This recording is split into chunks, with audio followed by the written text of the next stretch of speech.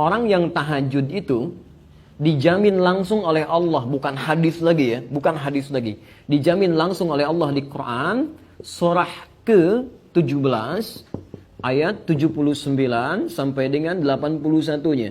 Lihat kalimatnya. Allah menjamin akan memberikan 4 hal. Saya ulang. Allah jamin akan memberikan 4 hal pada orang tahajud, pada orang yang tahajud, yang tidak akan pernah ini diberikan pada yang tidak tahajud, sekalipun sholat fardunya khusyuk luar biasa. Ibu sholat misalnya 5 waktu sampai menangis terseduh-seduh, khusyuknya luar biasa. Anda tidak tahajud, Anda nggak dapat yang 4 ini. Ini khusus hanya untuk yang tahajud. Ya.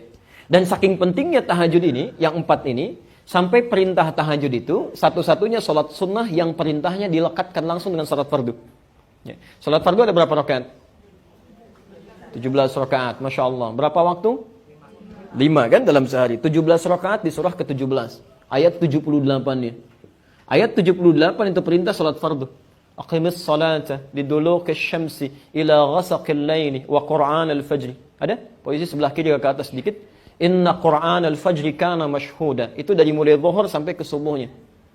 Setelah itu, ternyata salat sunnah pertama disebutkan di Quran, diisyaratkan, itu bukan rawatib. Bukan yang rawatib 12 rakaat. Atau kalau zuhurnya enggak 4 bisa jadi 2, gitu kan? 10 rakaat. Ya maksimal 12. Kemudian bukan salat duha, bukan salat syuruk, tapi salat tahajud. Ayat 79-nya. Wa minal laili fatahajjad bihi. Dan di antara sebagian malam, enggak usah semuanya. Kamu istirahat silahkan, kan? Istirahat dengan baik dan usahakan malam bangun ambil sebagiannya. Ya. Masya Allah, sebanyak apa sih butuh untuk memenuhi kebutuhan dunia? Udah siangnya sibuk, malamnya juga dunia juga. Kapan untuk akhiratnya? Katanya pengen masuk surga, kan? Maka disinilah kemudian dimintakan, kata Allah nggak usah semuanya, sebagian aja yang bisa kamu hadirkan. Fatahajjad bihi, tunaikan tahajud nafilah. Ini hanya nafilah, tambahan saja, sunnah. Ya. Kalau kamu bisa kerjakan, kami berikan kemuliaan. Kalau tidak, kamu tidak berdosa. Tapi kalau bisa dikerjakan, lihat kalimatnya. Asa ayyab'afaka rabbuka maqaman mahmuda. Orang yang mampu menunaikan tahajud, benar tahajudnya, kami jamin, kami akan sukseskan karirnya. Ya, mudahkan pekerjaannya. Ya. Ada kemudahan dalam beraktivitas. Bukan cuma mudah, tapi diangkat ya. Jadi ada makam mahmuda, itu beda bu. Kalau makom itu pijakan yang mengangkat derajat. Ya. Misal ada seseorang misalnya mendapatkan kebaikan, promosi jabatan, bisa disebut dengan makom. Tapi belum tentu orang bisa suka dengan itu. Mungkin ada yang iri hati, ada yang tidak sudi dengan itu. Kok bisa dia ya, kenapa bukan yang lain? Ada. Tapi kalau seseorang terangkat naik dan orang semua paham memang dia yang pantas, dia yang layak, dia yang baik, maka makamnya ditambah dengan kalimat mahmuda, maqaman mahmuda. Ya. Nabi datang, ini kan ayat turun untuk membebaskan Nabi dari kepungan orang-orang Quraisy, ya, kemudian beliau keluar dari Mekah, hijrah ke Madinah kan? Perhatikan, ketika datang ke Madinah bukankah sudah ada pemimpin di sana? Ya kan? Ada Abdullah bin Ubay bin Salul, ada kepala suku yang lain. Ketika datang Nabi orang baru, tidak mudah mengangkat beliau sebagai pemimpin. Mungkin ada yang tidak suka, tapi orang kebanyakan mengatakan beliau yang pantas, beliau yang baik dan sebagainya. Ya, pelan-pelan. Ya. Kemudian yang kedua, wa qur rabbi adkhilni mudkhalas sidqin. Akan dimudahkan urusan pekerjaannya, dibimbing mengawali aktivitasnya, dibimbing Allah. Ya, mengawali aktivitas. Dibimbing Allah Subhanahu wa taala.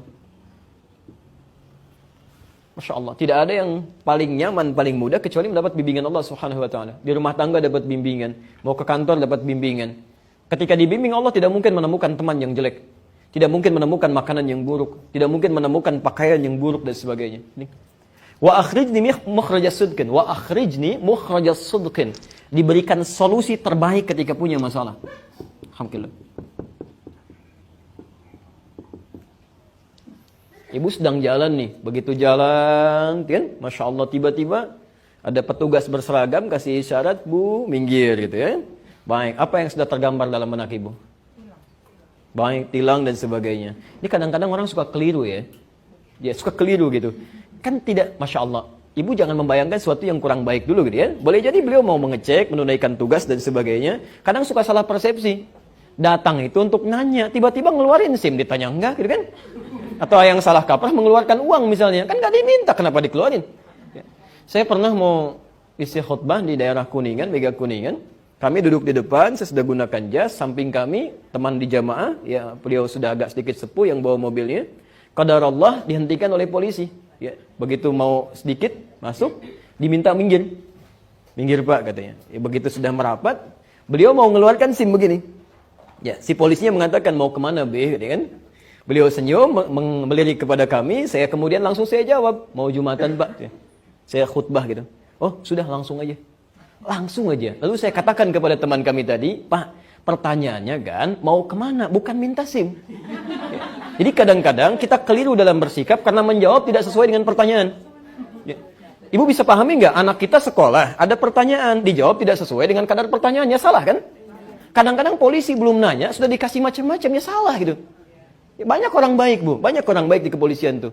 Kalau saya ke Mabes atau ke Polda itu Masya Allah gitu ya, orang sudah merapat ke masjid, banyak yang berdoa dan sebagainya. Tidak semua buruk, kadang-kadang yang masuk ke setannya bukan petugasnya, manusianya juga yang salah gitu. Jelas ya? Baik, ini bagian yang pertama. Ya.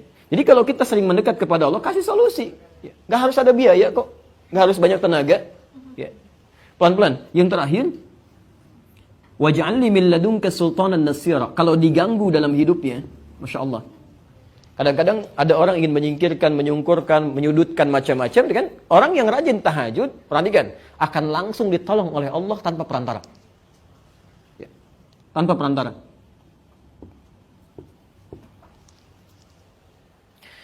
Saya agak sedikit cepat ya, karena bukan ini inti materi kita. Nah, sekarang perhatikan.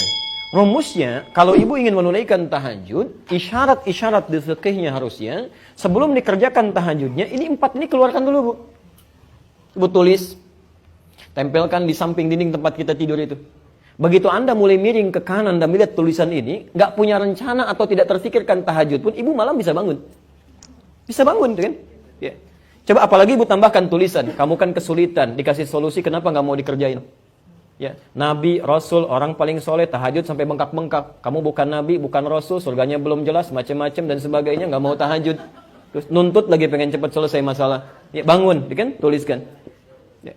Di sini ibu bisa bangun karena ada motivasi.